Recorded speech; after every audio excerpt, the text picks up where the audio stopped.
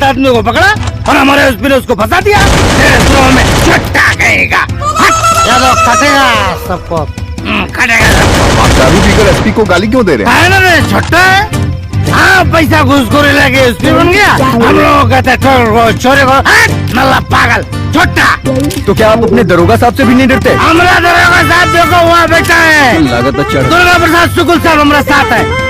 क्या बोले करो, तुम जो कर रहे हो सही कर रहे हो। हम क्या करेंगे? हाँ, हमको डर नहीं है, सब सही कर रहा है। जो यादव कर रहा है सही कर रहा है एकदम।